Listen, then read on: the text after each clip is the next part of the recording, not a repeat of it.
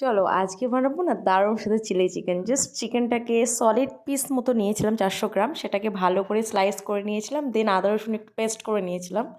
তারপর ফ্রেশ চিকেনের মধ্যে আদা রসুনের পেস্ট, কাশ্মীরি লাল মির্চি এবং গোলমরিচের গুঁড়ো, কর্নফ্লাওয়ার, একটা ডিম আর হচ্ছে কিছুটা সয়া সস, লবণ স্বাদ মতো দিয়ে ভালো করে ম্যারিনেশন করে রেখে দিয়েছিলাম 40 মিনিট। তারপরে এখানে একটা সস তৈরি করে নিচ্ছিলাম, soya sauce, chilli sauce, red chilli sauce আর হচ্ছে কিষানের যে টমেটো কেচাপ।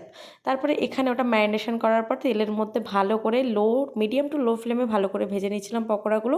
তারপরে জিঞ্জার গার্লিকের কুচি দিয়ে দিয়ে তার মধ্যে ক্যাপসিকাম আর পেঁয়াজের কুচি ভালো করে দিয়ে তেলের মধ্যে নাড়াচাড়া করে দিয়ে কাশ্মীরি লঙ্কার গুঁড়ো আর হচ্ছে একটু গোলমরিচের গুঁড়ো দিয়ে ভালো করে নেড়ে চেড়ে সসগুলো মিশিয়ে দিয়েছিলাম। তারপরে ভেজে রাখা সব পকোড়াগুলো সমস্ত কিছু একসাথে দিয়ে দিয়ে একটু কর্নফ্লাওয়ার দিয়ে ব্যাস একটু টচ করে নিলেই কিন্তু হয়ে যায় আমাদের সুন্দর সাথে চিলি চিকেন। আপনারাও কিন্তু বাড়িতে ট্রাই করতে পারেন, দুর্দান্ত খেতে হয়েছিল কিন্তু।